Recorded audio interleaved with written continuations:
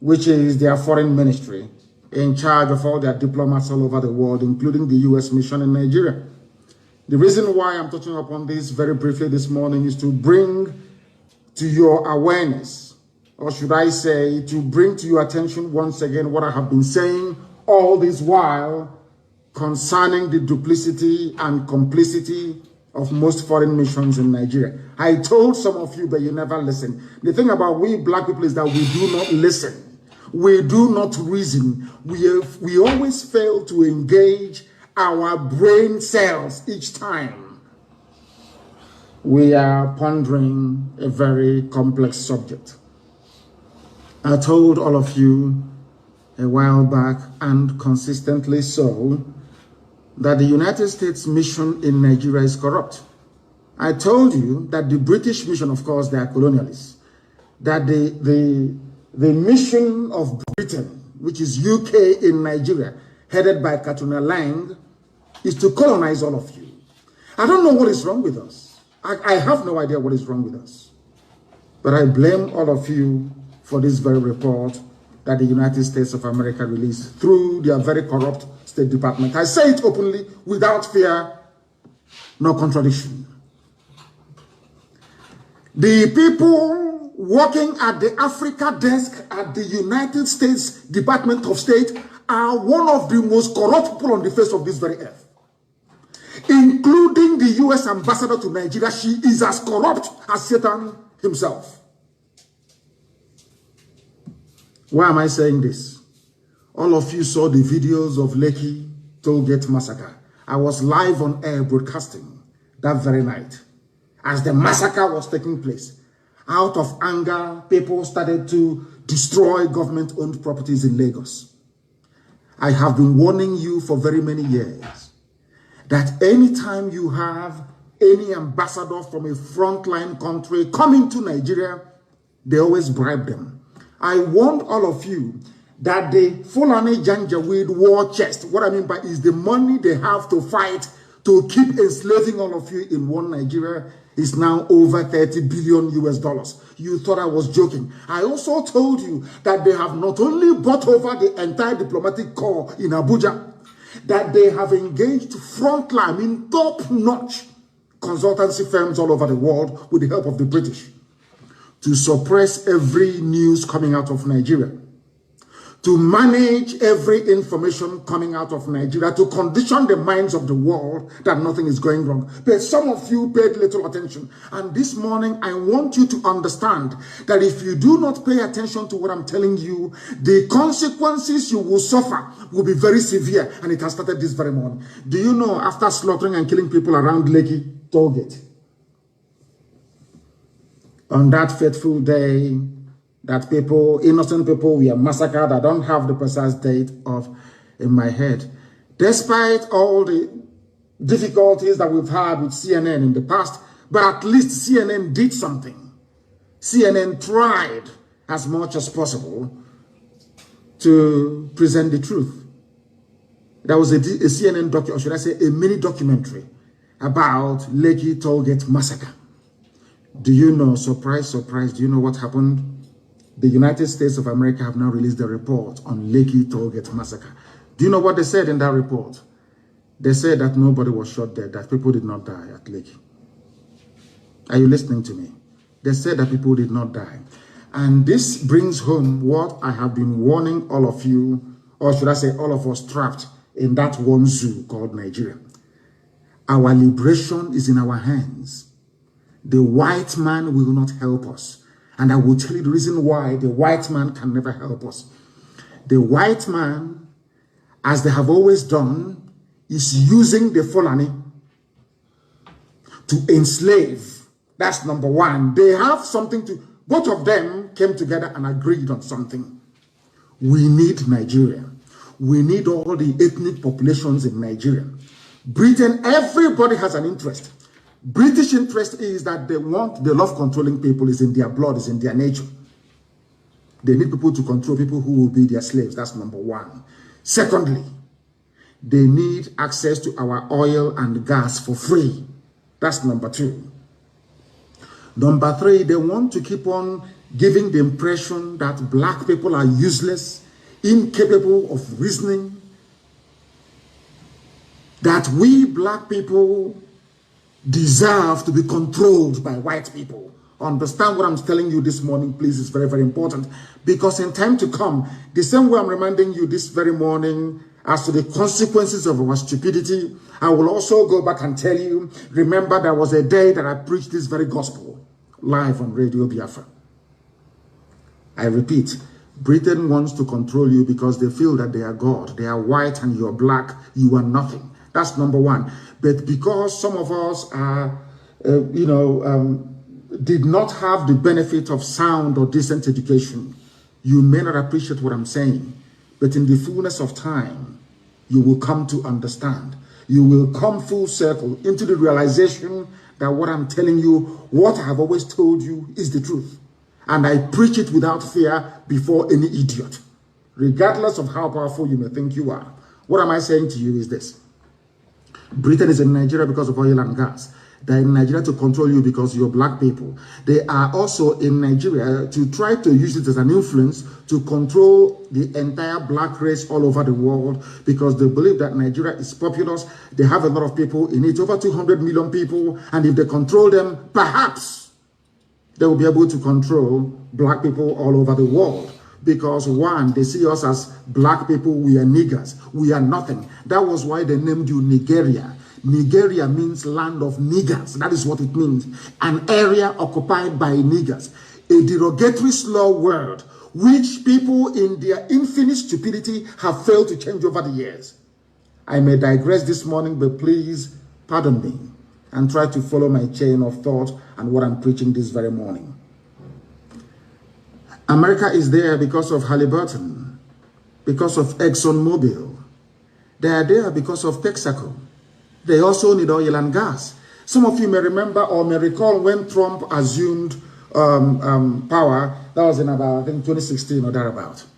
He said something that most of his friends go to Africa to make easy money. That he is not one of those people.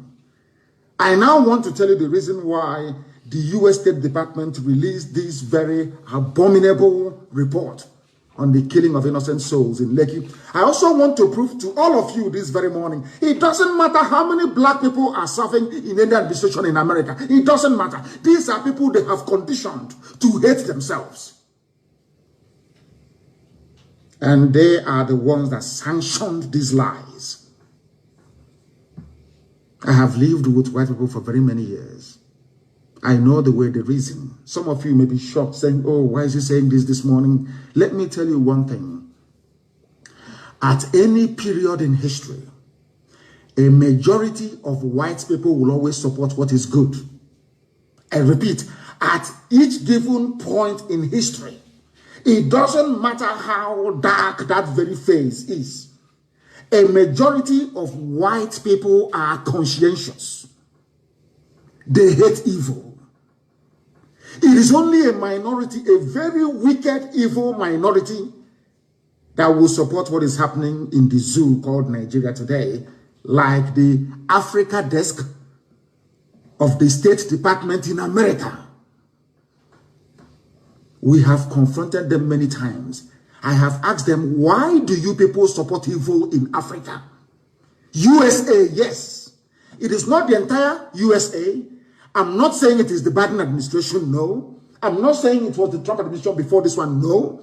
There is a clique, a group of people, highly corrupt individuals, manning what is called the Africa desk at the United States Department of State. They are the ones responsible for the evil happening in Africa. How? All of you saw that people were killed on that very fateful night at Lekki Toll Gate when it was being occupied at the height of the NSAS protest. And I also want to bring to your attention this very morning, I'm sorry to say this, that there is something fundamentally wrong. I've been telling you this about black people and the way we reason. This morning, I want to bring to your attention that indeed there is something wrong with us and the way we reason. Let me read this report for you. It was only the Nation newspaper that carried it in the Zoom, saying that United States of America disagrees. They do not agree that anybody was killed at Lake Tollgate. Can you believe such a thing? Who was responsible? I'm not even blaming those in America. This is something I've been telling you all the time, but none of you do not want to reason. You don't want to understand. I said that the report they are given in America is compiled in Abuja by the U.S. ambassador and her team. It is anything they feed Washington that Washington will publish. And she is a woman. Now I'm beginning to understand the reason why, should I say, Eve was used to deceive Adam. I never knew that women can be this evil and wicked. 2 women. I am sure, had the U.S. ambassador been a man, such evil, such reports couldn't have been issued. What is paining me is that the U.S. ambassador to Nigeria is a woman. The British High Commissioner to Nigeria is a woman. These 2 women are presiding over the reign of Satan in the zoo. Let me read you the report. I'm going to quote them verbatim. Everybody saw that people were killed at Lekki, but this is the junk that a whole United States of America came up with. Supposedly the conscience of the world. America has the grace it enjoys today because God created the USA to bring a semblance of consciousness into the dealings of man on this very earth. That is why they are the longest running civilization since man came into this very earth. That is why the USA enjoys the preeminence that it does. But it seems to me that Lucifer has taken over America. America is no longer a country that speaks the truth. America is no longer a country that stands up for the poor. USA is no longer a country that stands up for justice and what is right all over the world. America is now effectively in the pocket of Luciferians. Simple truth. The U.S. ambassador in Abuja could not convey to Washington. We are in very serious trouble, all of us. In very serious trouble. And unless we rise up now in a popular revolution, if we continue to prevaricate, if we continue to dilly-dally, if we continue to waste valuable time, we are all finished. I'll read it for you. The United States Department of State report on Nigeria. This is what it says. On October 20, members of the security forces enforced curfew by firing shots into the air to disperse protesters. America is writing this joke. The Lekki massacre that we all witnessed, America is telling us, they were not there, they're telling us that the army came and was firing shots in the air. I told you that Fulani has $30 billion. They have bribed the U.S. ambassador to Nigeria. That is why this wishy-washy evil report was issued. They are all corrupt. All corrupt, all of them, they're all corrupt. I continue to read for you. Listen very carefully, please. They fired shots into the air to disperse protesters who had gathered at the Lekki Tollgate in Lagos to protest abusive practices by the Nigerian Police Forces Special Anti-Robbery Squad, SARS. Mind you that SARS was trained by Britain. It was Britain that set up SARS. It's UK that set up SARS under Obasanjo to harvest organs for sale. It was the United Kingdom that set up this dreaded SARS and gave them the training. It was Britain that gave them the training. So it was Britain that trained them to go through your phones, to extort money from you, to kidnap you in front of your parents, to take you to their dungeon, to kill you, to have it, because it was Britain that trained them and armed them. Britain, United Kingdom, financed SARS. I want you to understand very, very carefully, please. Now, according to this US report, accurate information on fatalities resulting from the shooting was not available at year's end. A whole America, but you can come to the Sahel and rescue victims. Google can see inside my bedroom where I'm broadcasting from this morning. Google you have Google Map, you have everything. You're telling me the most powerful country in the world with the most resourceful intelligence agencies man has ever seen cannot ascertain how many people we are shot dead at Lake. This is Fulani's $30 billion stolen from all of us. Speaking. They have the money. It was Fulani, the way they connived and colluded with Britain and now US State Department, that led me to believe that truly money is the root of all evil. He solves a lot of problems, no doubt. But I'm telling you, when you face a man working at the US State Department Africa desk, a civil servant may be earning $2,000 a month, you give him $20 million. There is nothing he or she will not do for you. Their conscience will go through the window. I came this morning to take question and answers, but I saw this thing and I was beside myself with rage. That is the same country now that we are fighting Fulani bandits in and around Nsukka. Everybody can see that the Nigerian army are aiding Fulani bandits. These are the people that went and massacred our people in Ebonyi. We found them where they are, in and around Nsukka. We engaged them. We engaged them. Nigerian army came to fight on the side of terrorists and killers. Nigerian army fighting beside terrorists and killers to kill the victims of Fulani massacre. The State Department in America will not hear this because the US mission in Nigeria is corrupt, highly corrupt. They have been infected by the United Kingdom, infected by the British, highly corrupt. America is telling us this day that they do not know the number of people who were killed as of last year. That's what they're saying to us, that they have no accurate information. Amnesty International, a reputable, renowned, very cautious and conservative NGO, or should I say human rights group, reported that 10 persons died according to this US report during the event. But they did not take what Amnesty said. The US State Department, the American ambassador now in Abuja, a woman, the US State Department Africa desk, not the whole US, Africa desk inside this, they are so corrupt that they could not even acknowledge the very conservative estimate given by Amnesty International. That is how corrupt they are. Amnesty reported, conservatively speaking, that 10 people were shot dead. Do you know that US State Department basically ignored that very report by Amnesty International?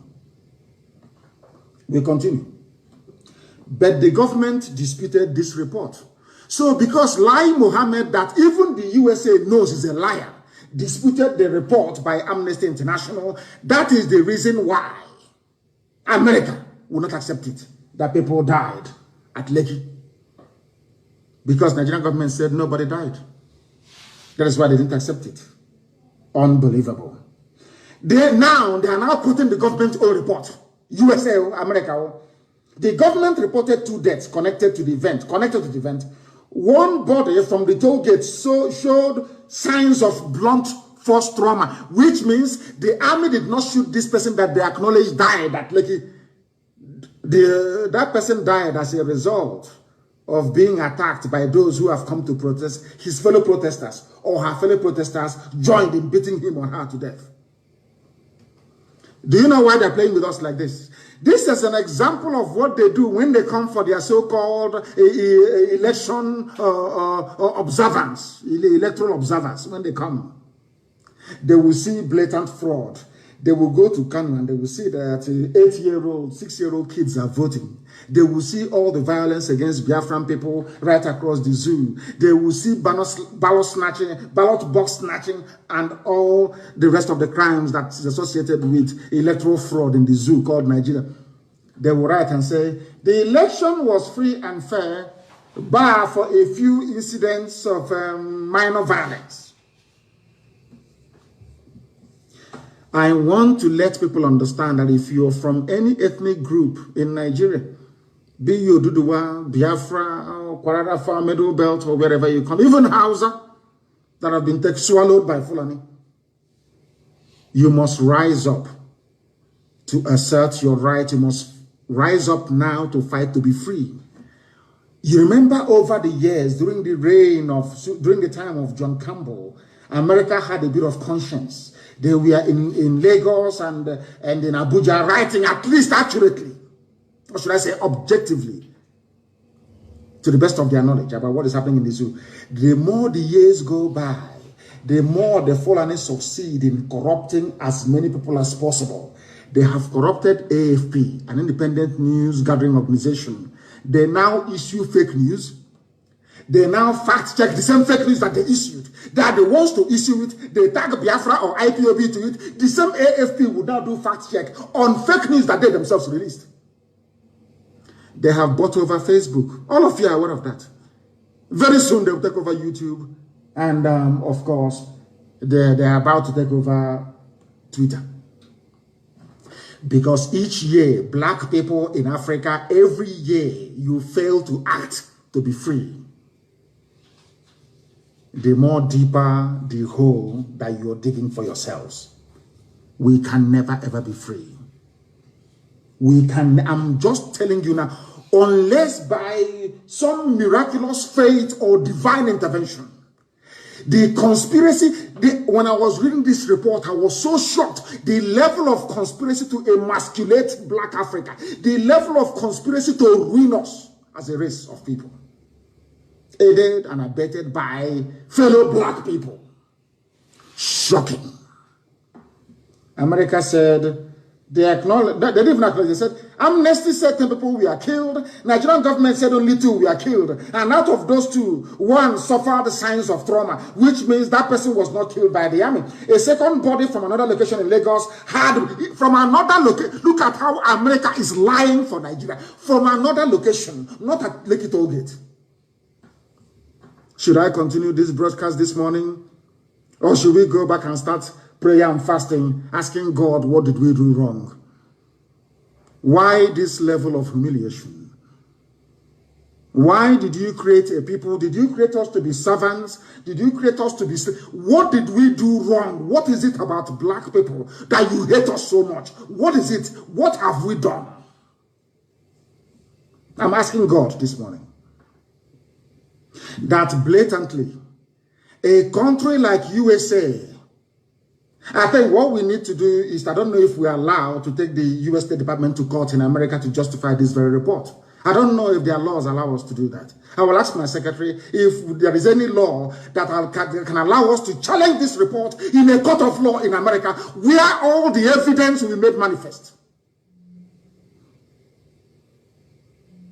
They're telling us that USA is telling us that Nigerian government said 2 people died.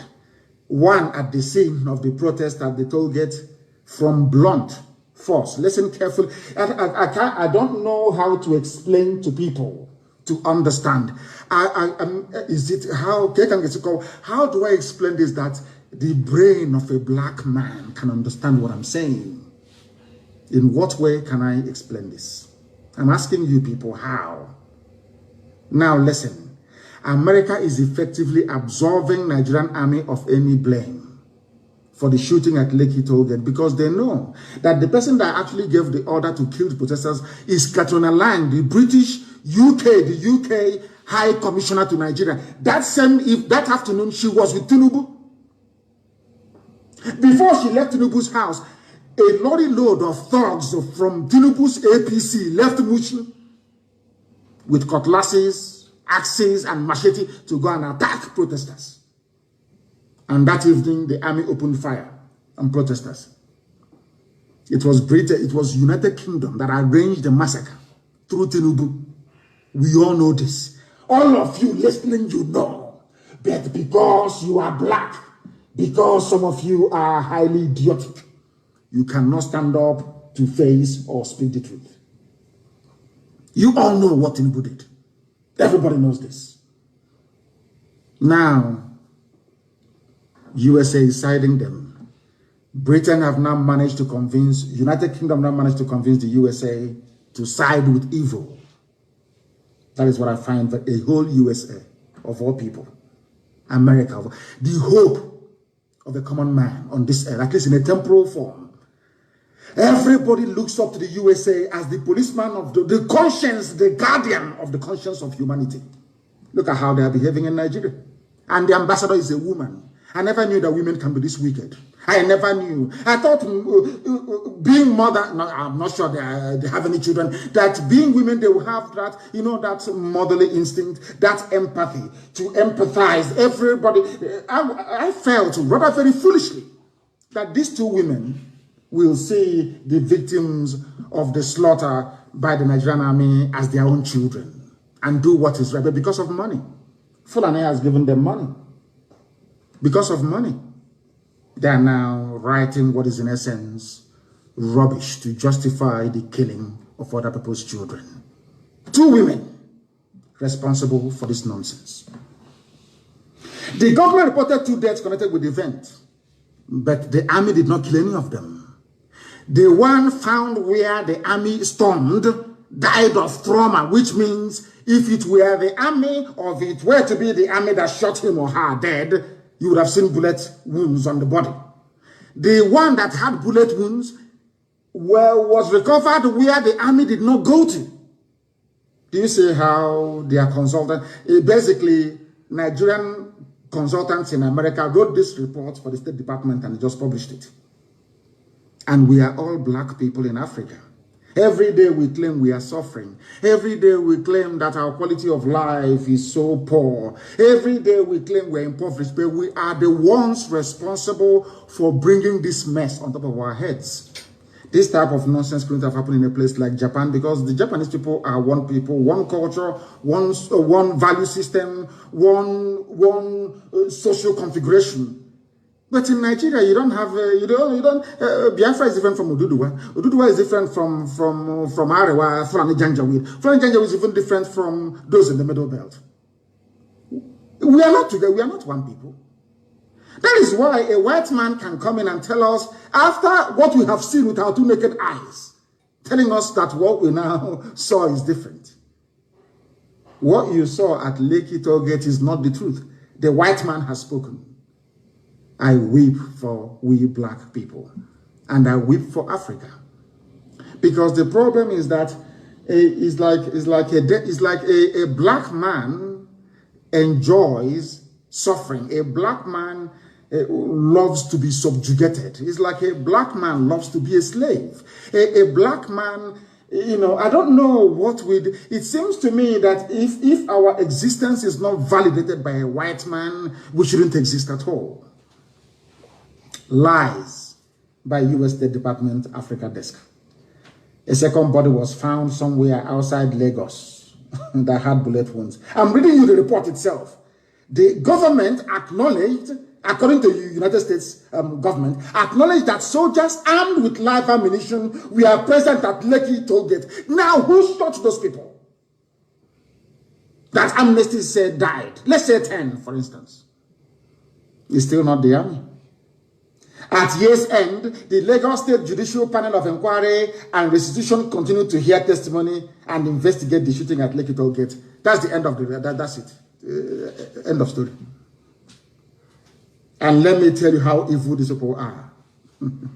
I want to tell you how evil the Africa desk at US State Department. I want to tell you that these people are demonic. They are demonic. They are possessed by loose. They are demonic. Satan is working with them. There's another section called disappearance. I'll read the report for you as well. In August 2019, to mark the International Day of Disappeared, Amnesty International issued a statement calling on the government to release immediately hundreds of persons who had been subjected to enforced disappearance and held in secret detention facilities across the country without charge or trial. They are talking about Biafrans airlifted from Obibo, but they cannot say it. Because if they say these are Biafrans airlifted from Obibo being held in secret detention facilities, the world will ask questions regarding Biafra. So they never mentioned any names. Are you following? Now, they just gave only one paragraph to this. What the Nigerian Army, Police, DSS are doing. This is from America. Only one paragraph. Now, they now proceeded to say, criminal groups, this is America, criminal groups abducted civilians in the Niger Delta. They never mentioned the North. They never mentioned Fulani bandits. Kidnapping every day. Every day, the first place they jumped was Niger Delta, which is Biafra land. They cannot say Biafra, so they say Niger Delta, because the idiots that call themselves Niger Delta don't understand the divide and rule mentality that these people are using to cage them in their ignorance. That is why Ogoni has not been cleaned. Nobody can ask, why is it that Ogoni land has not been cleaned after all these years? They fail to understand one simple fact. If you allow yourselves to be divided, it makes it easier for your enemies to conquer you. If you're a conquered people, why would they clean Ogoni land if you're a conquered people? Now listen, the one paragraph to what Nigeria is doing, kidnapping, locking up people and executing people extrajudicially. Now they say criminal groups. They never refer to Nigeria as a criminal group or kidnapping people. No, not at all. Once you're kidnapped by the Nigerian state, you are a victim. You are gone. America will not look for you. It's even Britain as encouraged. United Kingdom are the ones encouraging the Nigerian government to do it. To put fear in people so you cannot fight for your right. Now listen. They said, criminal groups abducted civilians in Niger Delta, the southeast. Have you heard them now? And the northwest. What Fulani bandits are doing in the Middle Belt, in Benue and Plateau, America did not mention it. I want you to remember again what I told you before about the $30 billion war chest El Rufai and his team, they have at their disposal to bribe anybody bribable in the world. Let's say you are Biden. Are you going to say no to a $1 billion bribe from Nigeria? The answer is no, you will take it. You will take it. I don't care who you are, you will take it. That's what they're doing. Do you know America said that people in the Southeast are kidnapping people and abducting them for ransom? I want the US ambassador to tell me the day that any group from the East, I mean Biafra land, kidnapped anybody and said pay us ransom. Where? What date? They don't have any. But we are here. They said we are bandits. Do you see how they lie? And this report, because it was written by white people, you know, they see we black people as liars, and so sometimes with some justification, of course. Because this report was written by white people, it is gospel. You understand? Nobody can question it. It's by whites now. You're a nigger, you're black. Who's going to listen to you? Nobody. After all, as their warped reasoning convinces them, you're black because God hates you. That's why you're black. That is why every other race can climb on top of you and do whatever they want to do, because you're black. And moreover, you hate yourselves anyway, and you cannot reason or think properly. America is now saying Niger Delta, Southeast, which is Biafra land, and the Northwest, not Northeast, where the rage is, where Fulani banditry is in abundance, often to collect ransom payments. And I want to ask the US ambassador, when did you hear that anybody collected ransom in the Southeast? Or South for that matter. When? Where? When? In the last year. This is your yearly report. When? But you have put us here. So when diplomats are reading this all over the world, they say, oh, there are bandits. Also, Igbos are bandits as well. Now, are you following me? Now, do you understand the game they are playing? You have to be intelligent to understand how these people play this game. Some of you may say it as just a report. It's just a report by State Department, and you dismiss it. We are not dismissing it. We are taking it very seriously. because we have no criminal groups in the East. None whatsoever. And nobody collected any ransom. None whatsoever. He said, and now, listen carefully, they said, now for example, they now want to give example. America wants to give you an example of these criminal groups they're talking about in Niger Delta, in the Southeast. For example, they now gave an example with what is happening in Katsina State. Not in the Southeast. There is no example here of any kidnapping for ransom anywhere in the South, so-called, or Southeast. None. The example they gave was from the North. And now they came back and they said that Nigerian pirates, listen, they said before there was criminality. And mind that pirates operate in the sea, not on land. But when they were talking about criminal groups, they said that these criminal groups were based on the ground. Now, when they want to give us an example as to what these criminal groups may have done, they gave us an example with piracy in the sea. And piracy is being done by Fulani people in Nigerian Navy. That the ones doing the piracy. These are Janjaweed, this Fulani is naval, the zoo naval officers, the criminal elements amongst them who are doing piracy. Not any Biafran. But of course, US wrote it down. They said other parts of the country also experienced a significant number of abductions.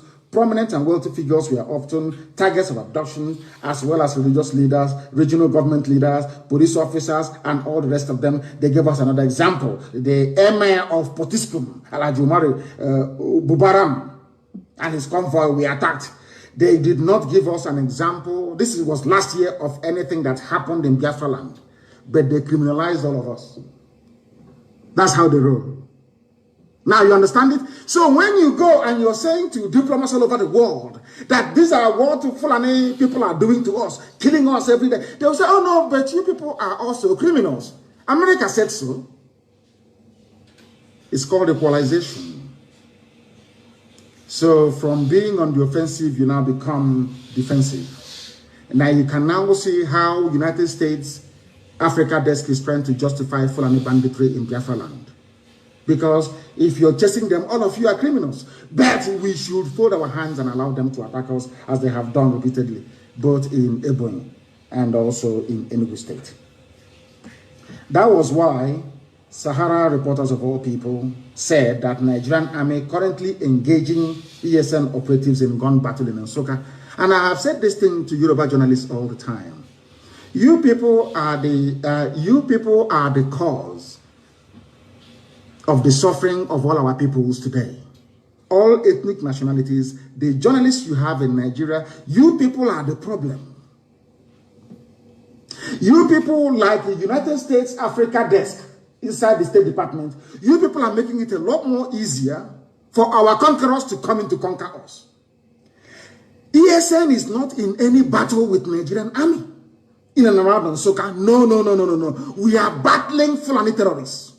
Now the Nigerian army came and joined them because that was their plan from ab initio to come to take over our land. Do you understand? They gave military uniforms to Fulani terrorists. They are not army personnel. They are terrorists. I don't know why Sahara reporters will say that this is of Nigerian army currently engaging ESN. No, not at all. ESN is engaging Fulani terrorists that have come to rape, to kill, to pillage, to take over our land. And we have said no to that. They are the ones we are battling. Nigerian army now joined them, or should I say, gave them army uniforms, gave them weapons to be fighting indigenous people. America will not report this. Now, if America will not report it, we force them to report it. Let me tell you one thing that you do not know. When ANC was fighting for liberation of the black people in South Africa, they were called all sorts of names. Successive US governments put ANC on the terrorist watch list. Margaret Thatcher was insistent that she would not speak to Nelson Mandela, that Nelson Mandela is a terrorist, or was a terrorist then. Did it stop South Africans from becoming free?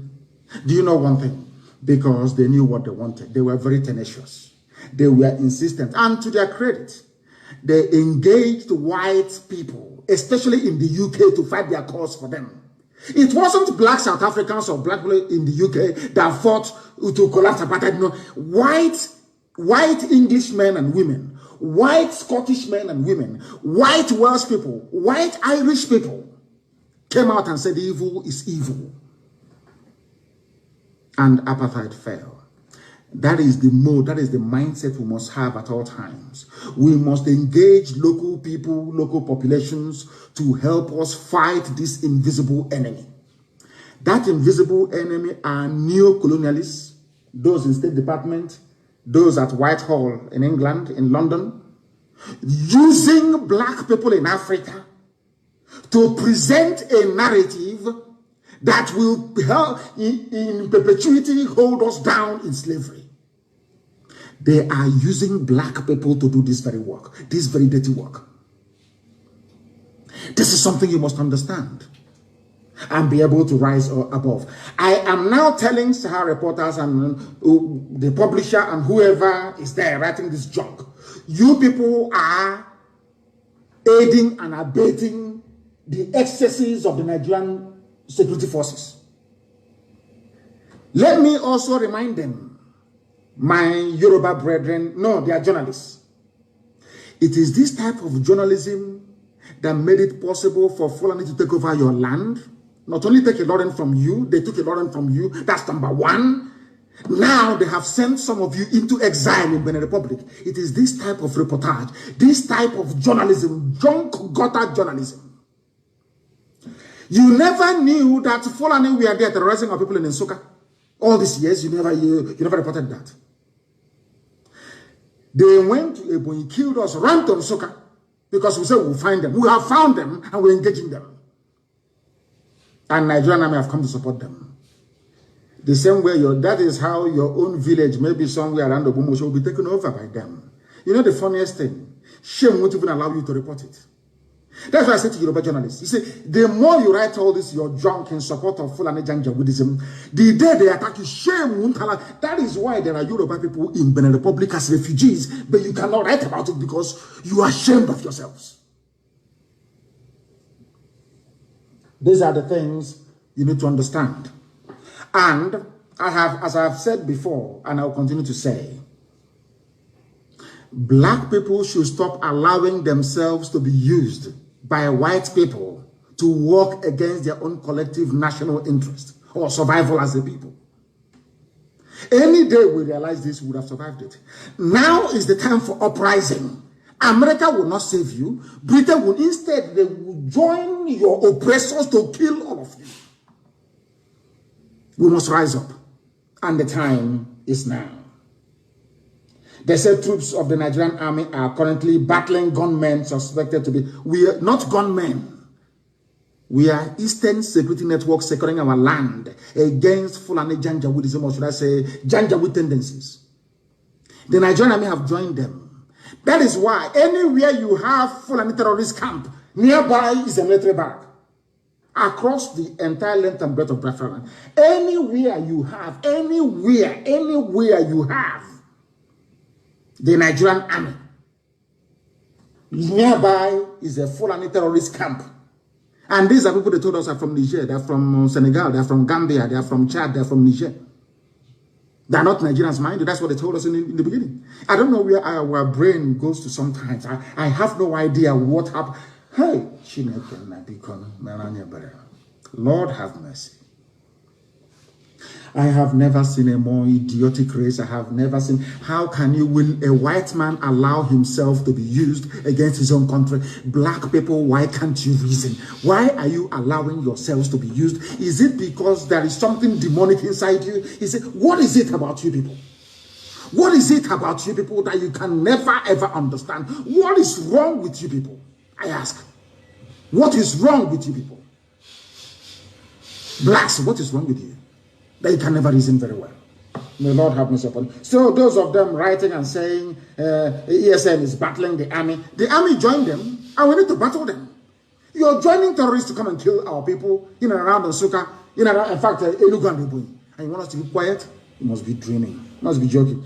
So we can go on exile to maybe to Amazonia and become refugees inside Amazonia. Is that what you want? As Yorubas are now refugees in Benin Republic. Yoruba journalists, have you seen what you've done to yourself? Out of shame, you cannot report what is happening to your people, what the Fulanis are doing. Out of shame. And it's like a virus. The more you ignore it, the more it's eating inside you. The day they come out in the open, Yoruba land is gone. That is why I support every frontline Oduduwa activist. I support them with everything that I have. I will support them. They are the ones that have realized that you people are in trouble. But an average, corrupt, idiotic Yoruba journalist have still not realized what is happening. They don't know. The Ibaganya dams of this world and the Wohos of this world, they have come to realize what is going on. But your average Yoruba journalist is still living in a fool's paradise. In a fool's paradise. That's something you must understand. So I want to correct this stupid thinking that we are battling the army. No, we are battling terrorists. If they're in Nigerian military uniform, if they're in front of us, ESN will battle them. ESN will battle them. All that time they were saying, oh, don't form Amoteku. Amoteku is bad. Yeah, our country, our unity, our unity. They were busy planting Fulani terrorists in Yoruba forests. You don't know that? Has it not come out now in the open? By the time they realized it was too late. Now Amoteku is incapacitated. That's idiot weak. He's saying he's forming a group to defend him. And he went to Nigerian police, the same people who are terrorizing and killing us, aiding and abetting Fulani Janjaweedism are the people that he engaged to defend him. 400 people. Only 400. C41. He's C4I. He's stupidity is a disease. You heard Omahe crying. Saying, I loved you. I did everything for you. I was even against my people because of you. Now you have come to kill me. This is Fulani. And as I tweeted, something Afonja said. I want Yoruba journalists to go back to history. Read about Afonja. The same idiocy, the same nonsense, the same garbage you're doing today. Because Tinubu wants to be president. The same thing Afonja did. And you lost a Lauren. You are not ashamed of yourselves. If that cannot shame you, nothing on earth will shame you. You have no shame. We are not fighting anybody. We must fight this scourge called Nigeria. We must fight back with all that we have. Nobody is going to save us but ourselves. I'm telling you, nobody. America is gone. America is now a nation without conscience. That very grace that God gave to USA, they are misusing it. And they will take it from them and give it to China. Are you hearing me? Very soon, USA will no longer be the greatest country on the face of this very earth. Because they have now firmly aligned themselves with the forces of darkness. That purpose for which God made the USA, they are no longer serving it. They are serving the interest of darkness and evil. And you see what God will do to them. He will take it away from them. Unless they repent. Unless they repent. You are telling me in this day and age, America is absorbing what is in essence a dictatorship. They are absorbing the murderous tendencies of these scavenging invaders from the Sahel because of oil and gas. Oh dear. Lord have mercy. We are confronting Fulani terrorists from the Sahel and all their sympathizers in the army, police, and the navy with the help of the British. We must face them. And as I pray every day to Elohim, we are in your hands, we are your children, you created us. Ihechiowa is in the land of Biafra. The land where the light of God shines. That's the meaning of the word Ihechiowa in Arochukwu. Ihechiowa. The land where the light of God is shining. Anything you like, you can do with us. You Elohim. Anything you like, you can. If you say that Janjaweed will take us over, they will take us over. You are God. Anything you like, you do with us. And I never knew who I was before I was born, or I gained consciousness maybe around the age of 4 or 5. I was aware of my surroundings. You are God. You made us. Anything you like, you do with us. But you're telling us that you created us so that we can become slaves to people who are now slaves to other people. Hi. Second-tier slavery. No, it's not good. That is why you must come to the rescue of your children. That is why you must infuse into our brains, into our being, a level of consciousness that will allow us to realize the danger that we are in and hurry up to extricate ourselves from it. We are surrounded by enemies. Not just Biafrans. Yorubas are also, they're also surrounded. Middle Belt is gone. Middle Belt was still one Nigeria.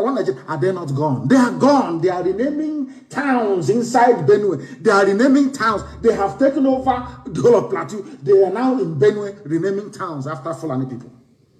And all of you are there shouting, one Nigeria, our country Nigeria, our unity, our restructuring. Whilst they are eating deeply inside you, like a very dangerous disease. By the time they come to the fore, you become disemboweled, I'm telling you. They will cut you open. They will rip you apart. That is what's happening in the zoo. The sooner Nigeria ends, the better for everybody. You need to end Nigeria to make life better. Look at how what they have done in the army. You see how clever they are. Even the governors you have, they are the ones that put them in power. Everybody that you have, you call your political leader or Igwe or Oba, they are the ones that put the person in power. You now report to Fulani, Fulani will report to United Kingdom. You are a second-tier slave, not even number one. Fulani is number one slave.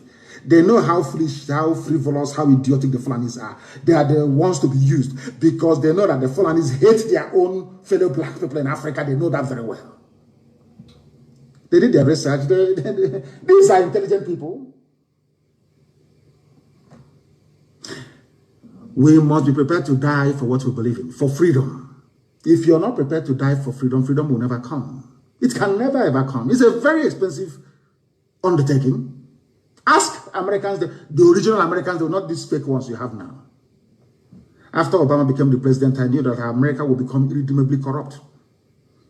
America went to the dogs after the presidency of Obama, and it can never recover again. Because Obama is evil. Evil personified. I'm saying it live on that the whole world may hear. Obama is evil. And America will regret it from generation to generation to come. Now, I want to make this very clear to everybody listening. We are defending our land. We are defending our land against foreign bandits, foreign Fulani killers and murderers. If the army decides to join them, that's entirely their business. Some people are asking us, you know, those idiots, they used to ask us, where is their defense fund? Where is this? Where is that? Go to Nsukka, to the front line. You will see it in action. You're asking us all these stupid questions. You think we are as foolish as you are. Do you know that your Fulani friends came to Ebonyi State and killed over 20 people and ran to Nsukka? We pursued them all the way to Nsukka and we're engaging them. And you're just writing and yapping the rubbish because you're a fool. A third-tier slave you are.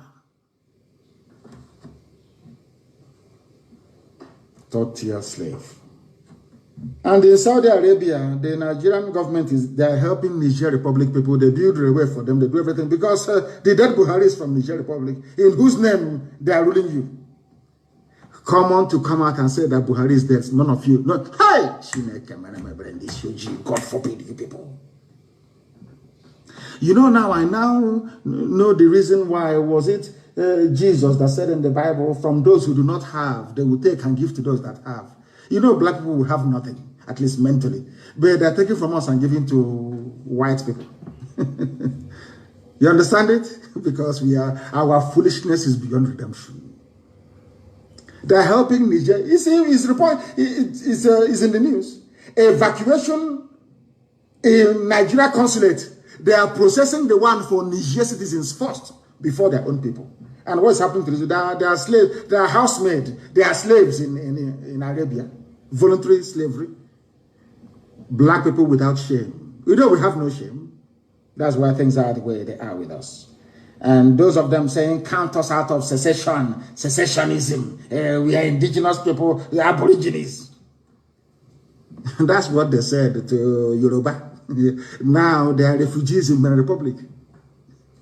You know, people are fools. You know, you can't reason very well. That's what they will say. Oh, we are on our own. We want to be on our own. Whereas Sokoto Caliphate, they claim are together with Hausa.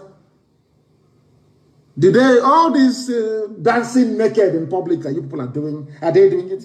They said, we are from Bayelsa, Rivers, Akwa Ibom and Cross River, Black. Coastal Aborigines say they are not in support of agitation for secession. And I keep asking them, people talk this nonsense, idiotic, white people talk this rubbish about secession. Nigeria became a country in 1960.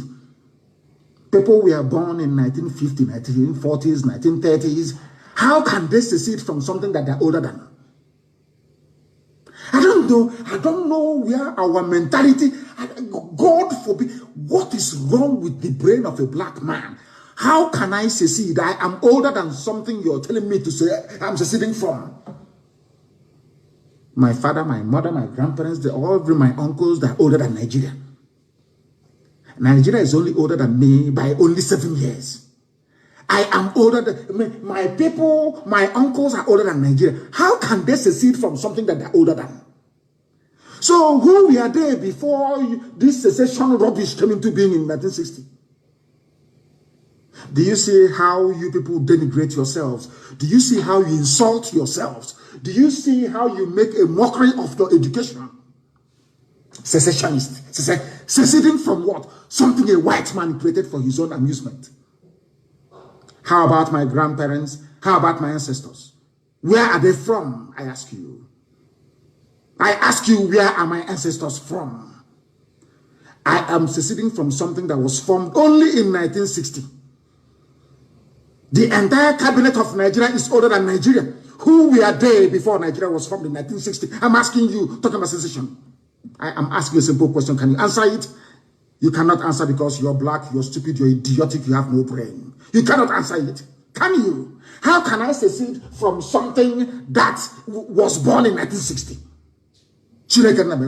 God have mercy upon your ignorant souls, you black people. You are a shame, you're a disgrace to even your own selves. Secession, seceding from what? I'm asking you. Something a white man created, and you're not even ashamed of yourself to use the word secession.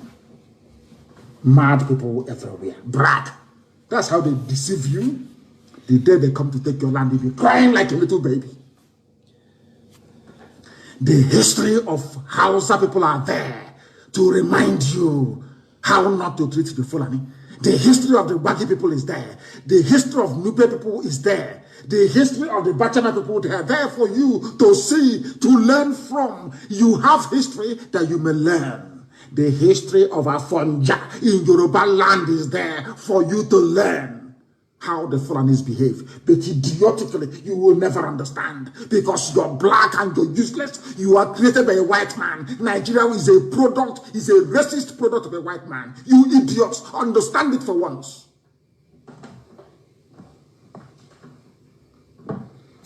I have a few announcements to make. Some people are saying, before the announcement, some people say, Tinubu went to the north. I said, Yoruba and Fulani, they are one. We are one people. Somebody said the same thing a while ago, and the Lordin is gone. Kwara is gone. They've taken it. Yet you cannot reason. You cannot think. Yoruba and the Fulani, they are one. If Yoruba and Fulani are one people, why did they not allow Awolowo to become the Prime Minister of Nigeria or the President of Nigeria if they are one people? If they are one people, why did they not allow Abiola, who was even a very close friend of all of them? He was also a Muslim like yourself, Tinubu. Why did they not allow Abiola to emerge? They only allow the fool they feel comfortable with to emerge, like Obasanjo. Did Obasanjo vote for Awolowo? Why is it that I will never speak to Obasanjo until his death? Because Obasanjo voted for NPN. Obasanjo is a complete Fulani slave. He only found his courage a few days ago. He's a slave of theirs, and he knows it. And maybe Tinubu wants to outdo him so they can give him the presidency. Stupid idiots everywhere. He said he went there because they are one. And they must remain one. Because they are in-laws. Your son is married to our daughter. And I want to ask the Oshomole. The wife of Oshomole is from Cape Verde. Is that not correct? Oshomole is a beautiful wife. From your Oshomole, the monkey of Edo, is from Cape Verde. Now, is Oshomole going to say, because I'm married from Cape Verde Islands, let us be one country with Nigeria? Or Cape Verde should be a part of Nigeria? Do you see how they reason? What is it that the Yorubas have in common with the Fulani? Absolutely nothing. You're not even the stupid religion. Because the Yoruba Muslim is more urbane, more sophisticated, more learned than the stupid Janjaweed idiot from the Sahel. You have nothing in common. But because you want power and access to oil. It reminds me of Apapa War of Antinkan Island. I remember when I will say, you know me, I speak the truth. I remember when some Yoruba people, out of spite against the Igbos and Biafra at large, they did a deal with the Fulanis.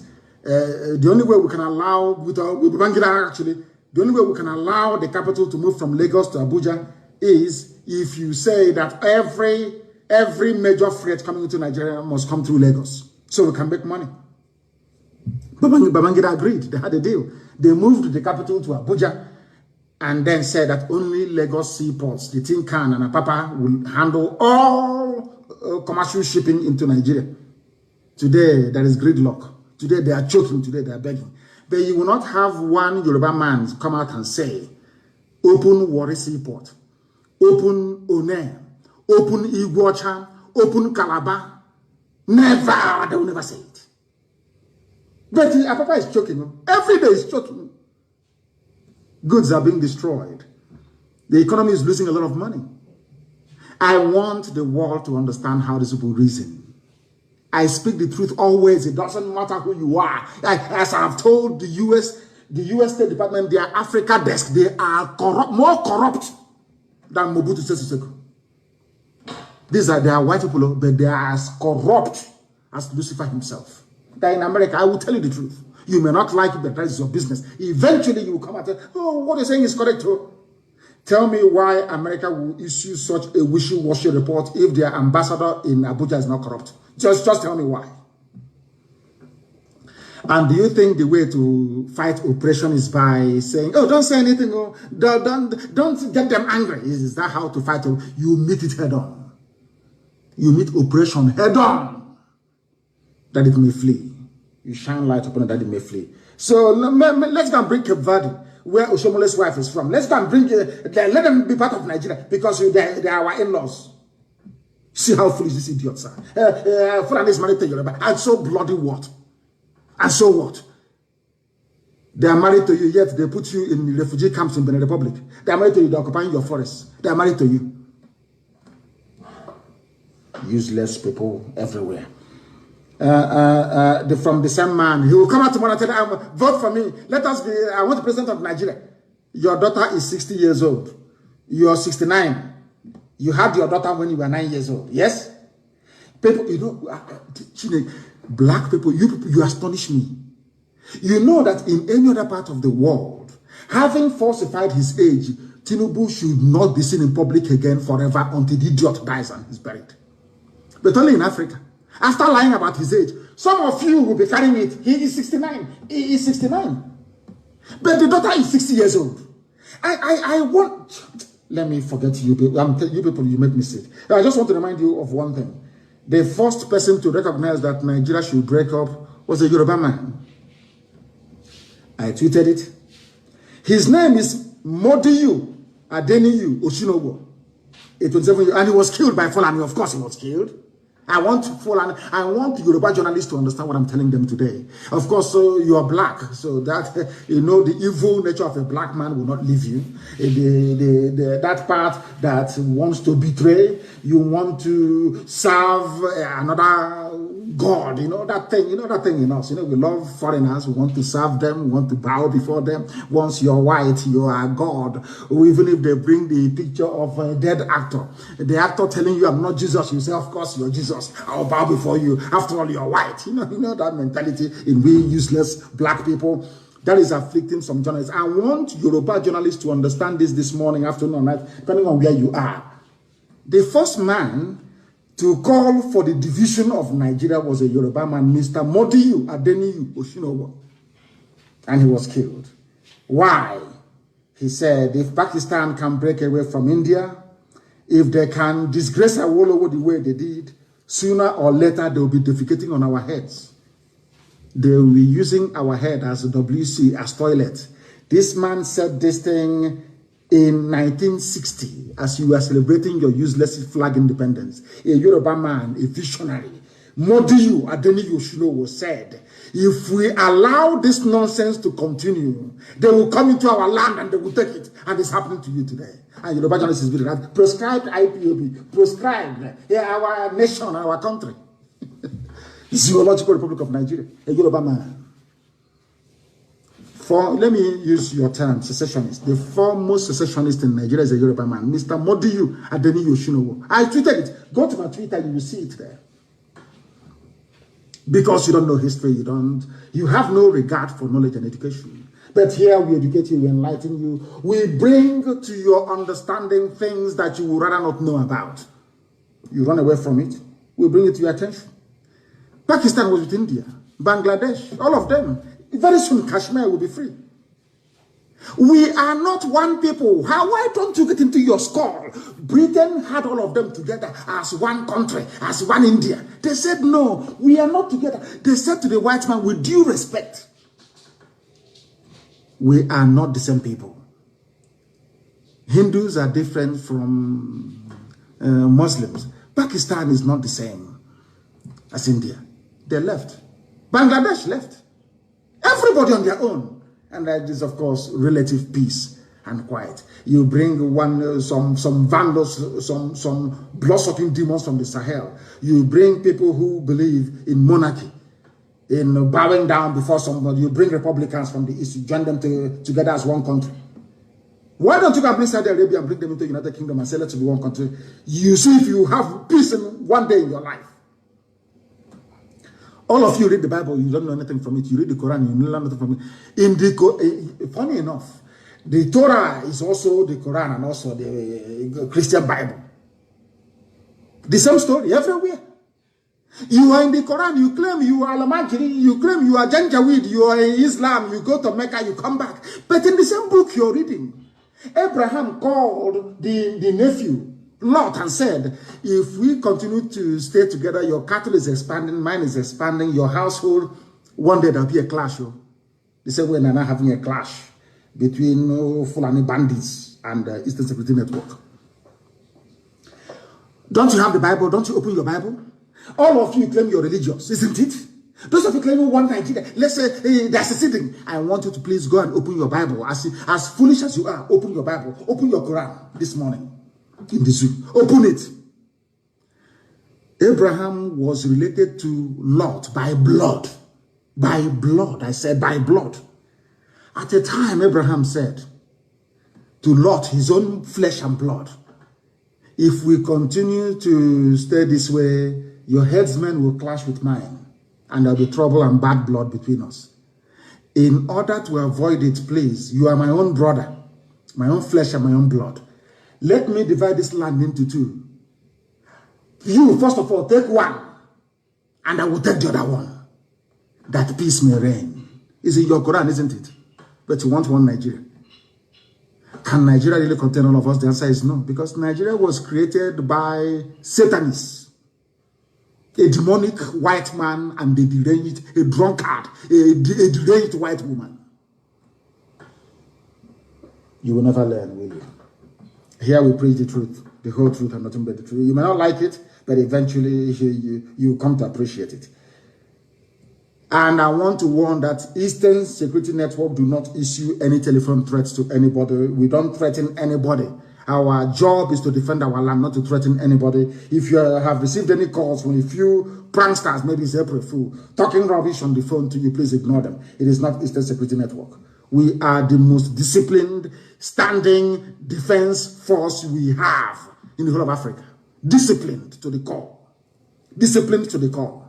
Our job is to repel the invaders into our land. Nothing more, nothing less.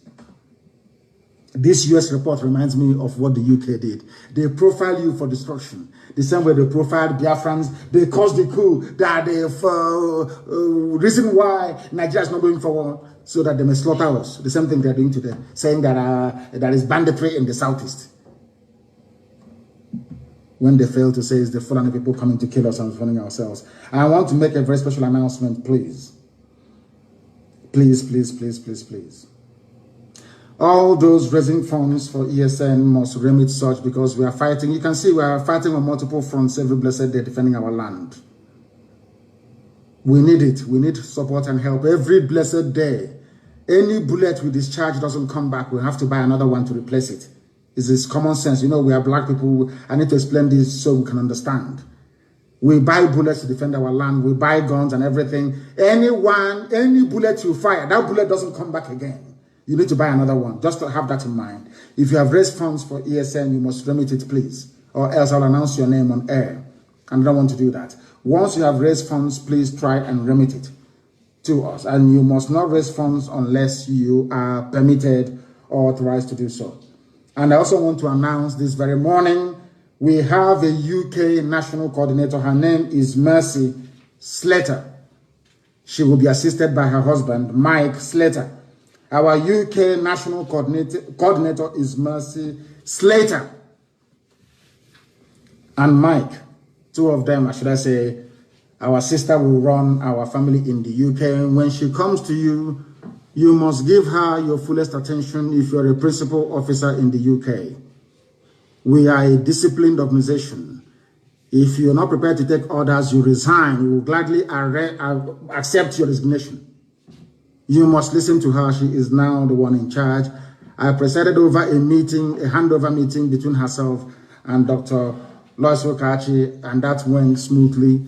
That went very well. She is now in possession of IPOB UK family, one of the strongest in the world. Before, where they went wrong, I have no idea. But I do hope that with the help and grace of God Almighty in heaven, Mercy and Mike Slater will do a very wonderful job to make sure that the British government understand that we want to leave the contraption that they created called the Zoological Republic of Nigeria.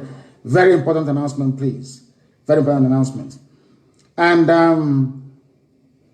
the police are always fond of parading people. They go, they arrest people, they parade them. They arrest, they parade. They arrest, they parade, softening our land for the invasion that is to come from Fulani Janjaweed. And I want to warn every governor, every person, every idiot in the East. That thing you're looking for, you will get it. All these people you are arresting, you must release all of them. All of them must be released.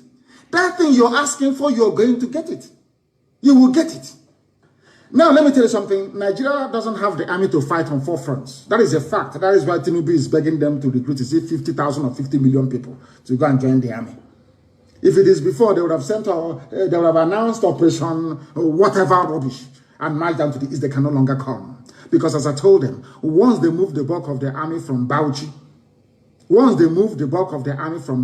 and from Kaduna into the south, every vagabond will take over every space you have in the north. They will have no home to go back to once they're defeated.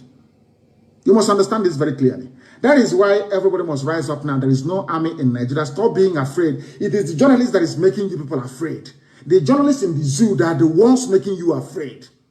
And thankfully, their land has been taken over as well.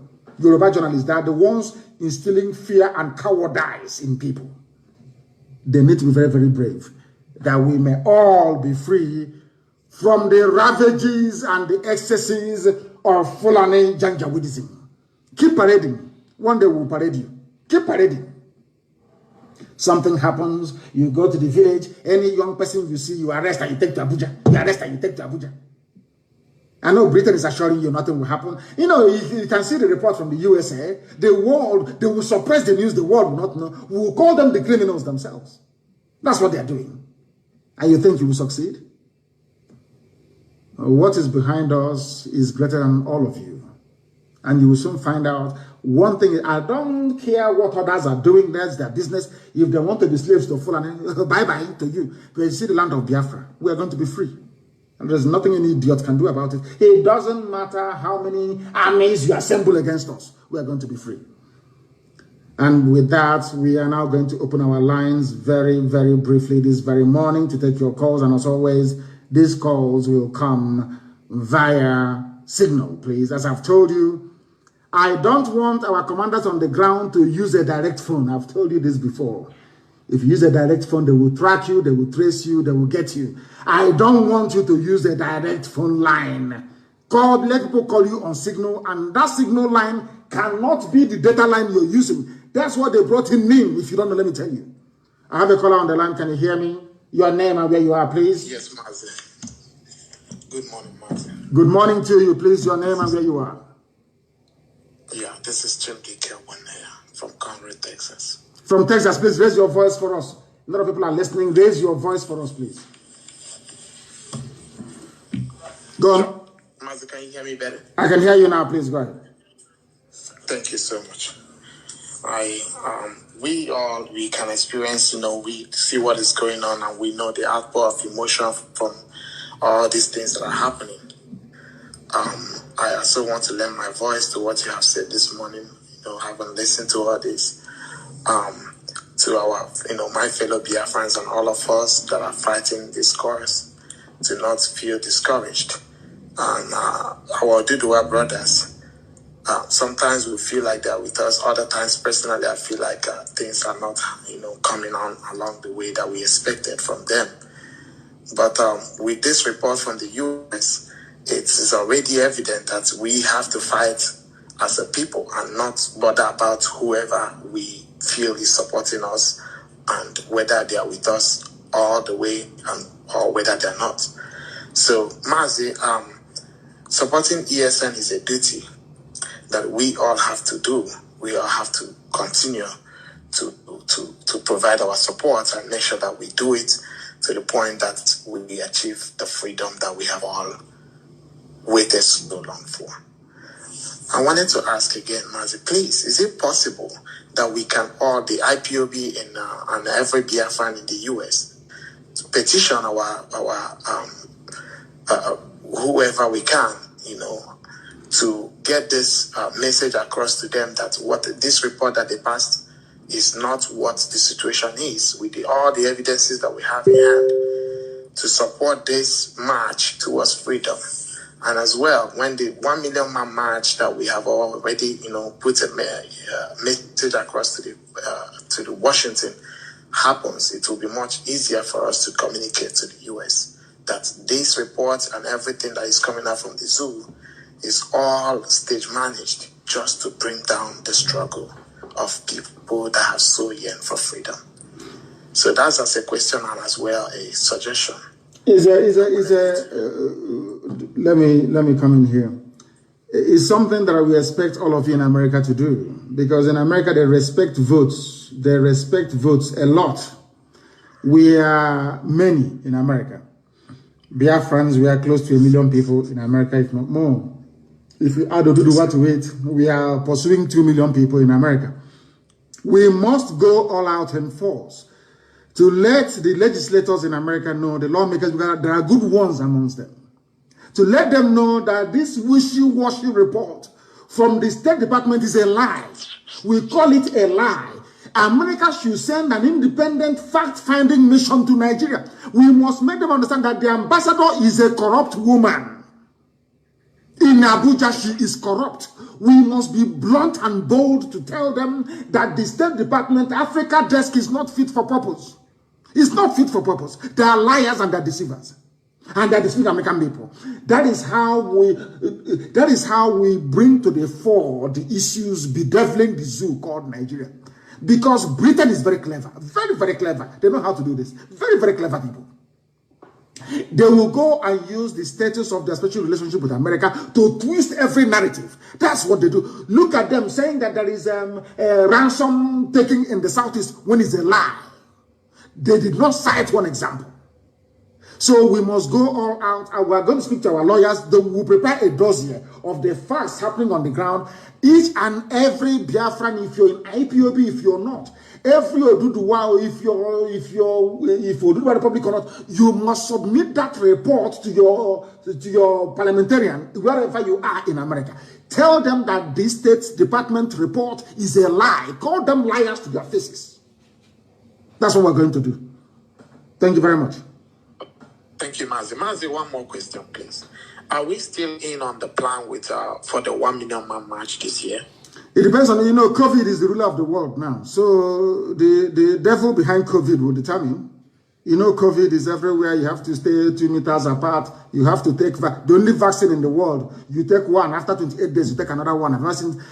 Even when we are small and we're being inoculated, there's only one vaccine you take. This one is now 2. You take one in the morning.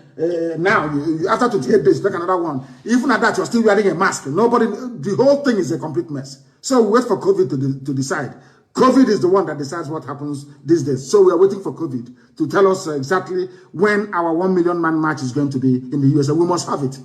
We must have it to let the whole world understand that what America is issuing is blatant falsehood. Thank you very much. That was how Obama went into Libya and destroyed Libya for no good reason. Destroyed Libya for no reason. Destroyed it completely.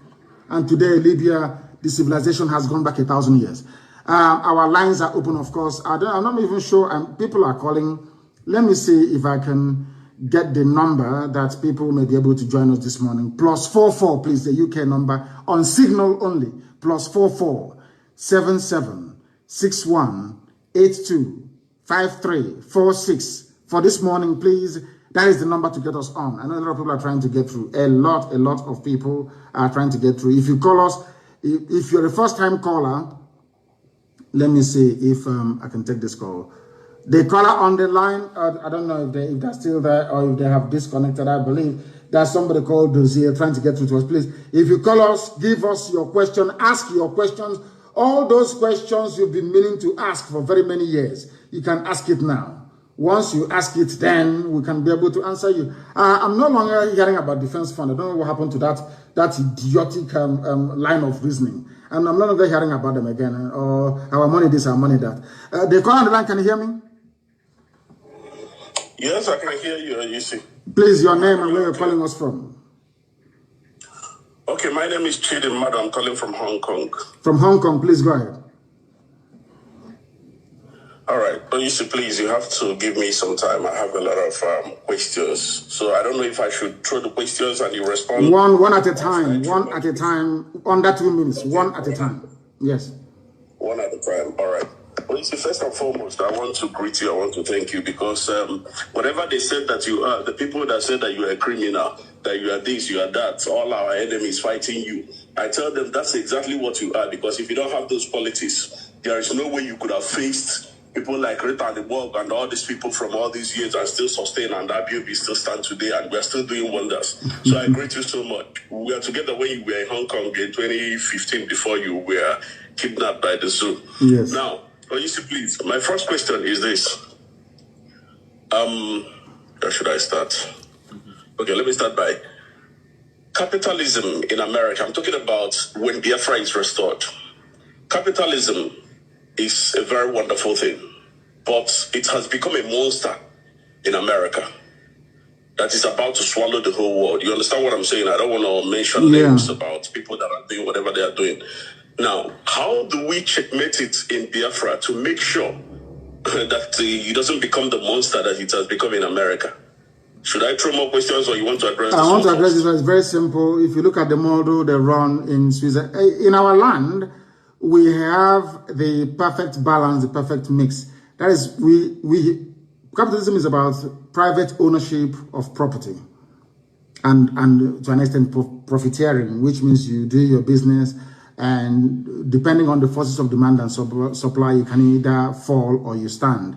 So we are going to run a laissez-faire economy. We're going to run capitalism in Biafra land because it's been there from time. People have been owning properties privately.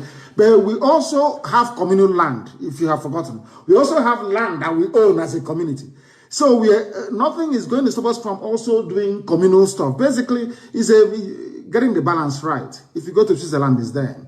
Everywhere you have private sector participation. You also have state sector participation as well, or partnership that will help us move forward.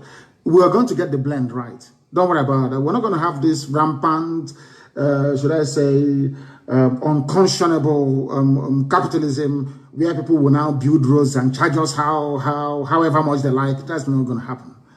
The state will still participate in certain areas or aspects of our life, but in the main, we are going to be a capitalist economy. Next question, please. All right. Thank you very much for that, sir. I will take my time and listen to it again when the broadcast finishes. The next question is this.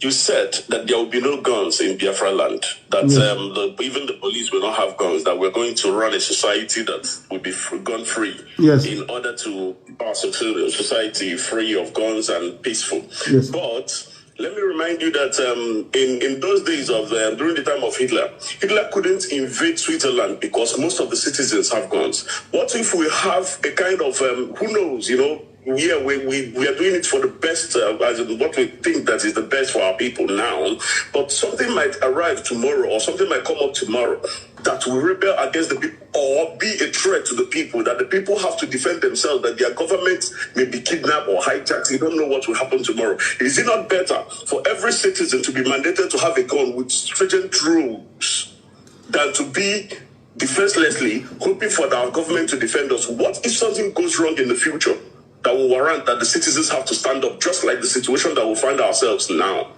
Now, yes, in a normal situation, when the zoo Nigeria breaks up, to the east, we are going to have our Amazonian brothers to the east. To the west, our Oduduwa brethren.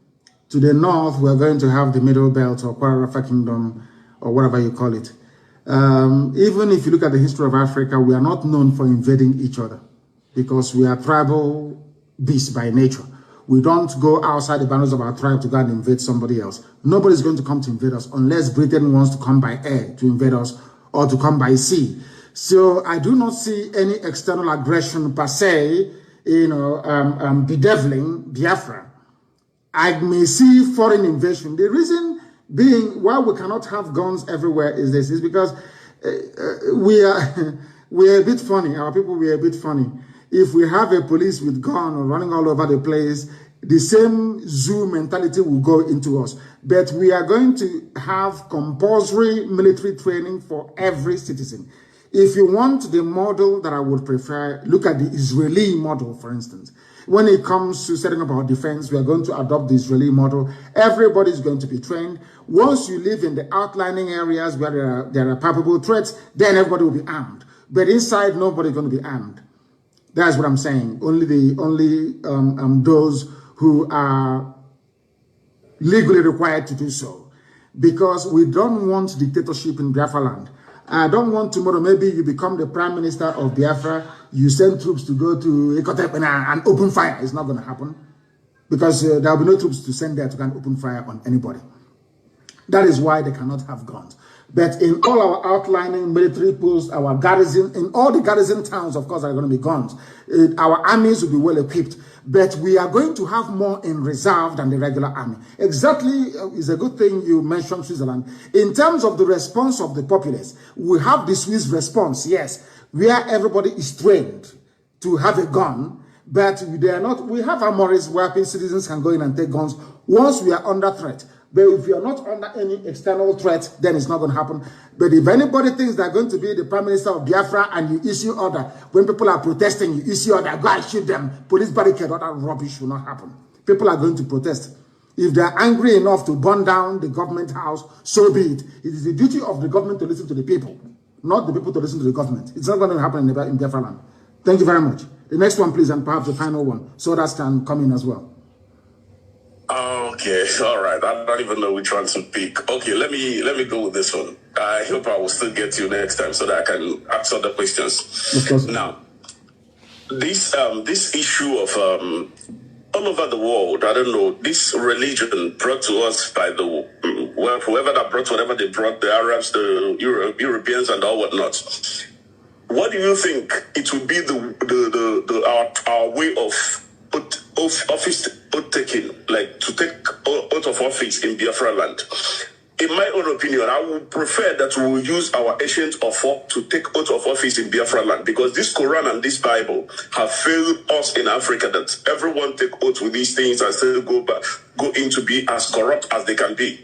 But I think with our ancient offer, and every clan in Biafra land knows what offer is. I think with our ancient offer, it will work for us better for them to be honest in their offices. Let me add one thing so that you can address both of them, please. I would think that in Biafra land there should be limit to office, as in including parliament, because when people stay in parliament or in their senatorial or whatever offices that they stay too long, they start to build cabals that will make them to become very powerful and become dangerous to the people. Do you think that we should have time limit at least 2 times, even parliament or any position at all, that you will not contest? Anything you have, I'll start with the last one. Anything you have in any office you occupy, 8 years is the maximum. After that, you get away from there. Another person will go in there, and after becoming, let's say, a district head or a governor, so to speak, you can no longer contest to become a parliamentarian. It's not going to happen. It will not happen. Once you serve, you've served. That thing you want to do it within 8 years. After 8 years, you get out, another person will go in. As simple as that. There is going to be a time limit. All this cabal building and all that rubbish. That's why anywhere I see it in IPOB, I dismantle it. There can never be any cabal in Biafra land. People are going to be judged based on their performance, based on what they can bring to advance our society, not by who they know. That is very, very critical, please.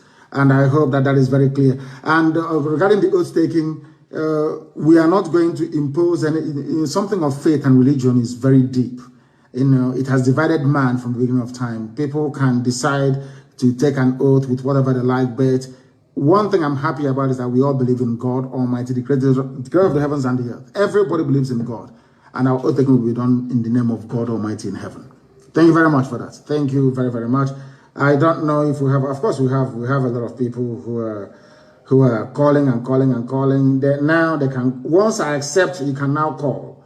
Once I accept, you can now call, because a lot of people, that's the thing about Signal. You need to be accepted before you can place a call. Our lines are open, please. A lot of people are calling, and of course, the lines are being jammed, and understandably so. People are really, really desperate to try and get through to us. If you can't call, maybe I can call 1 or 2 people, because we have about only 20 minutes to remain live on. I think that may be the best thing to do. Only 8 years. After 8 years, you piss off from the office. That thing you want to do it within 8 years. The caller on the line, can you hear me? Can you hear me? The caller, they cannot hear me. They are doing something completely different. They are not paying attention, and that is what I don't like. There is always a time delay between here and wherever you are. Let me take this call. The caller on the line, can you hear me, please? Your name and where you are, if you may. For the last time, the caller on the line, can you hear me? No, they cannot hear me. She goes, they cannot hear me. Maybe they're waiting for the voice to come out. Once I take your call, please endeavor to speak. The caller on the line, can you hear me, please? Yes, sir, I can hear you, sir. Please, your name and where you're calling from? My name is Udenna Wachubu Anthony. I'm calling from India. Thank you. Please go ahead. Yeah, my question this morning. First of all, thank you so much for doing great job for all Biafran all over the world. And I pray may God to Chugo Kikobiama behold you and power you more to do until we get the promised land. My question is this, is how about our people who are in like Anambra, precisely for now, Anambra people who are campaigning for election and other thing. Do you permit our people to join them to do such thing, or you give our people order to leave from those campaign they are doing to face what we are focused for? We are focused on liberation. What stupid campaigning are we doing? What stupid, useless campaign? There are people who argued, and quite convincingly, of course, that we should participate in elections for a simple reason that if we participate, then all these criminals that are imposing on us will not be there to make our life doubly difficult. Because right now in Biafra land, we are always fighting two constituencies. One is Fulani, in fact, three Fulani bandits from abroad, Fulani bandits in Asorok, and Fulani bandit stooges in government houses all over the place. That we should reduce the number of fronts that we have by making sure that we put people in power. But the thing is that you put them there, they rig the election, you talk, America will issue a statement saying that the election was legitimate. So we don't know yet. That debate is still ongoing, and DOS will debate it extensively with the Parliament of the People and then recommend the way forward. As for me, my recommendation is that we do not participate in any stupid electioneering in Anambra State. For now, for the time being, that is. Thank you very much. We are focused on freedom. I have another announcement to make for people who are living in India, because I know most of us are listening to today's broadcast. I urge every IPOP who are living in India to try as possible in April 11 to join in our broadcast, in our supporting of ESN. I urge everywhere, wherever you are in the Indians, Africans, Biafrans, and whatever you call yourself. You people know what Indians are doing to us because we don't have a nation. That's why we are sustaining our people. Police of Indians are killing our people. I urge everyone today to join us that very day to support ESN so that we get our home, so that we get our promised land. Thank you so much. And I use this opportunity to thank our leader in India here, Mazi Okechukwu, for great work he's doing. Thank you very much. Thank you very, very much for that. India is doing wonderfully well, I believe. Very, very critical. Somebody is saying it is very important that I call them. We shall see. I will call you. The caller on the line, can you hear me, please? Your name and where you are. Hello, good morning, Mazi. Good morning to you. Please, your name and where you're calling from. Okay, my name is Eyufame Erumosele Ebiremole. I am in Gudomigodo, Biafra. Wonderful. Please go ahead. I want to thank you so much for all you have been doing. God bless you. You have been doing so much well. I have one question. Go ahead. Go ahead. We are listening. Go ahead. We are listening to you. Go ahead. Okay. Yes, we are going. Yeah, I can hear you. My name is Eyufame Erumosele Ebiremole. I am in Gudomigodo, Biafra. I said, talk to me through the phone. Don't talk to me. Listen, talk to me through the phone, not through your listening device, because there's a delay. The speed of sound is about 800 something odd miles per second. So I'm very, very far from you. Before you can hear my voice on the system, it will take a few seconds. But on the phone, it is direct. As you can hear me, the world is hearing you. Please go ahead and say what you want to say. Okay, we are going to have a referendum. And in Gudomigodo, we are kind of divided. Some say they want Biafra, and some say they don't want Biafra. So, what if those... Go ahead. Can you hear me? His line is breaking. Yeah, go ahead. I can say like those of us that want Biafra. Yes. What if the votes that doesn't want Biafra is more than those of us that want Biafra? So now Biafra has been restored. Are we going to have a new Gudomigodo in Biafra land? Since we are divided. Some say we want Biafra, some say they don't want Biafra. So those of us that want Biafra, we're going to live in Biafra and form our own Gudomigodo and leave our borders behind. So that's my question for this morning. Then I'll answer it this way. You campaign and you go to a referendum and it goes, the majority says they don't want Biafra. Then Gudomigodo will not be part of Biafra. Because the majority will always carry the vote. It's one man, one vote, one woman, one vote. If that is it, it is your responsibility and duty to campaign. That is where you have a campaign to win more people over. But I do know that if there is a referendum today, people will opt to come, Gudomigodo will opt to come with Biafra. I know that for sure, because they know that Biafra is the light of Africa and indeed the light of the world. They want to come with Biafra, of course. So don't be too despondent. But in the case where Igbo turns to and says they don't want Biafra, then we have to respect the wish of the people. Whatever they want is what we're going to give to them. Then people like you can now migrate towards the same Edo. I think Iwakre is naturally Biafra anyway, which is Ewanke. Then you move slightly to Ewanke to be part of us. Okay. As simple as that. And I'm sure Ubiaja, which is Eshan, will come with Biafra anyway. Yes, so you're talking about the main Bini kingdom itself, inside Bini City. Bini kingdom itself, inside Bini City. That's entirely up to them where they want to go. But I do know for sure that Isoko, Urobo will come, Ubiaja will come, and all the other outlining ethnic groups, they will come with us. That's what I know for sure. Okay. I'm not sure that Bini City itself would come, because Biafra will be a republic only if some special arrangement can be reached. Because Biafra is going to be a republic in every way. Every man must be born equal before God and before the law. Okay? Okay. Thank you very much. Thank you so much. Thank you very, very much. Igodomigodo is also with us, of course. Biafra is everywhere. Forget about all the nonsense that some media say, we are Aborigine of Cross River and of this. I feel sorry for them, but men at work, even in Akwa Ibom, men at work. Biafra is everywhere. There is nothing anybody can do about it. Are they going to arrest us? Yes. Are they going to do all these things? Yes. But in the end, Biafra will come. And as they're arresting us, we're also arresting them. Mind you, we're also arresting them. And in the fullness of time, you will see evidence of that. They call on the line. Can you hear me? Yes, I can hear you, Mazi. Good morning from India. Good morning to you. My name remains Mazi Okibaram Chedozi. Mazi, I don't have a question. I just have an announcement to make. Though one of our brothers from India has called, but Mazi, the reason why I'm calling is to urge you, because to be honest, we are putting work on the ground regarding our fundraising event on the 11th of April 2021. That is next week, Sunday. And Mazi, the fact is that we can't have that event without you speaking to IPOB or Biafrans in India.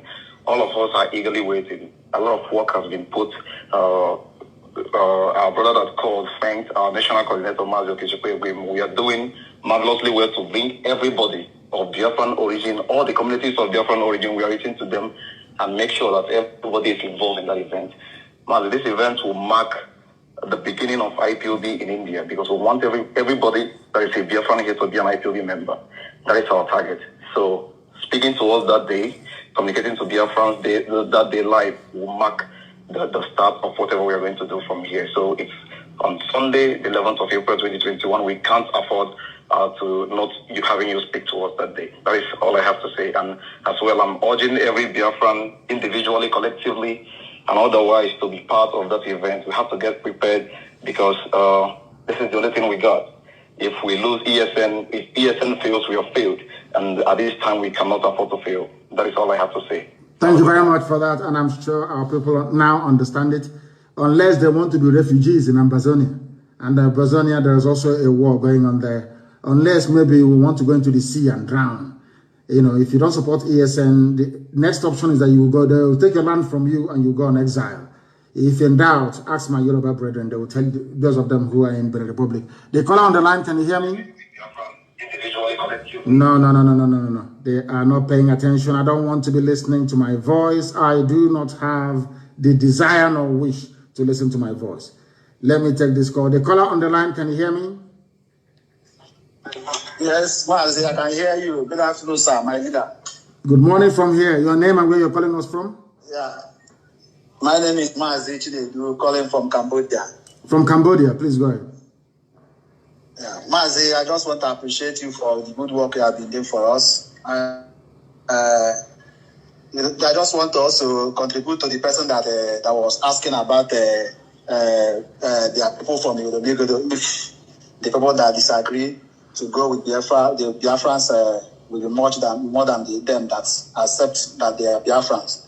The truth is that even people from northern side of the zoo called Nigeria will be eager to join Biafra when the time comes. I agree with you. So I agree with you. We don't need to beg anybody to join Biafra. Even those who are saying that they're not Biafra. And we're even foreseeing people from outside Africa, outside the shores of the zoo called Nigeria, coming to beg to be Biafra. Just like the way we have it in America. Everybody is eager to go and be an American citizen. You see people jumping fence, climbing hills, and just to be an American citizen. So that is what it will be. Yes, it's true.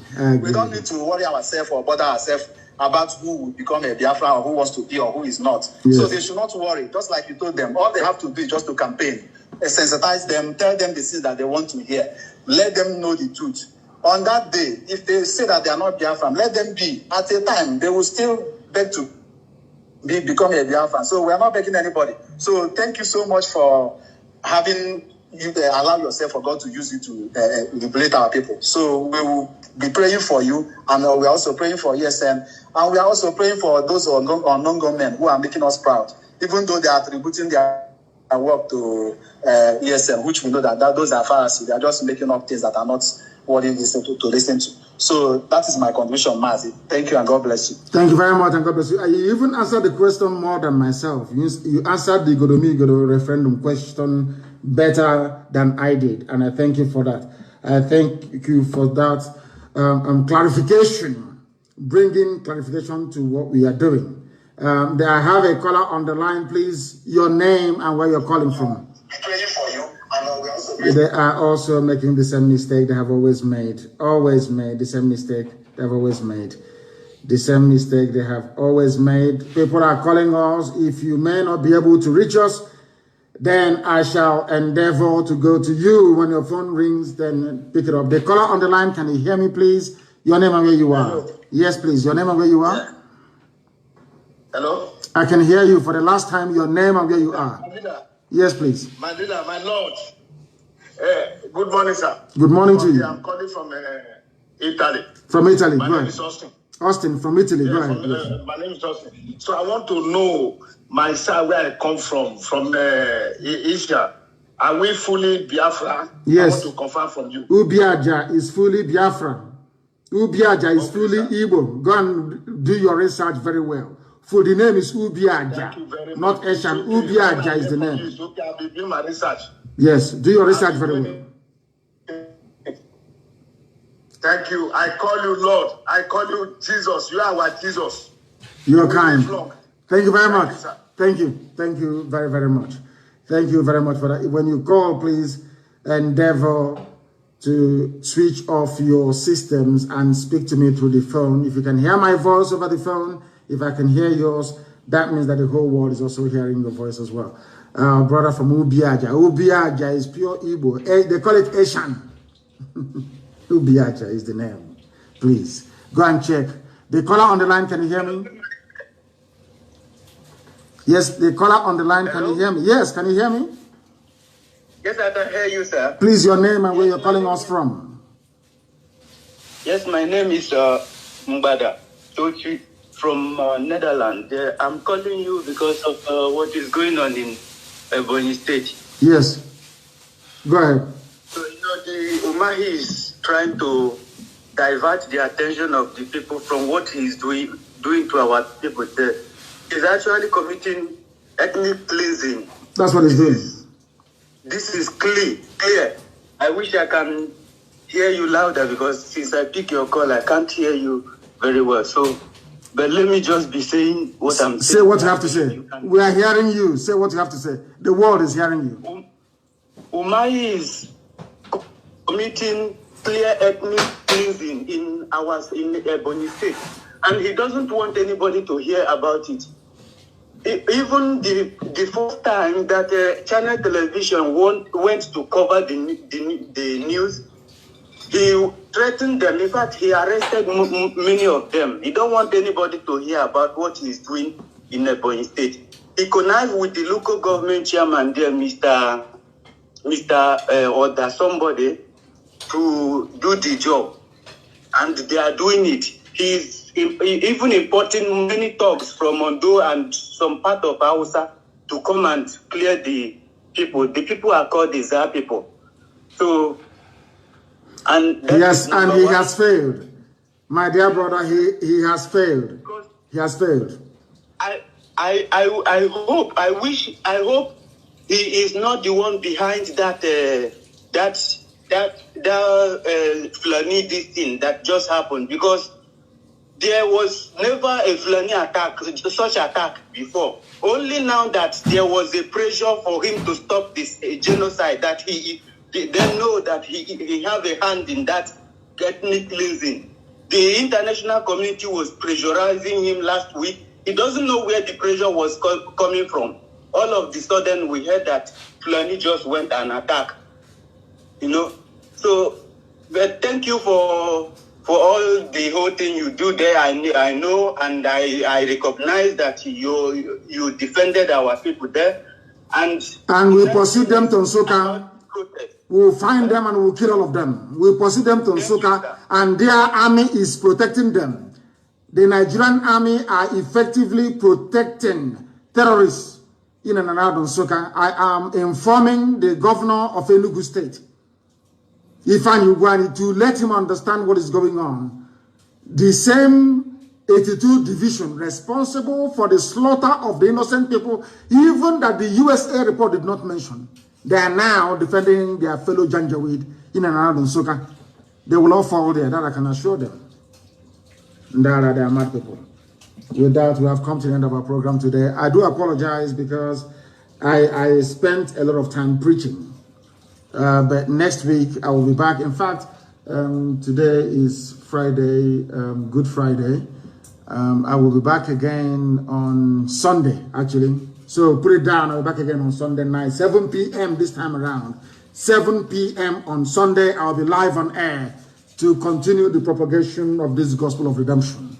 Sunday, 7 p.m., I'll be back live on air. And then next week, Friday, permitting, of course, we shall be back again with our full question and answer session. I'll be back on Sunday. Please note it down everywhere. Our media, especially, note it down. I'll be back again on Sunday. We will be on all platforms. On this nascent Facebook page that I've just opened, which they are suppressing, of course, we'll be live again on YouTube, on Twitter, and on our apps as usual, including FM in Biafra land. Once again, I thank you all very much for listening.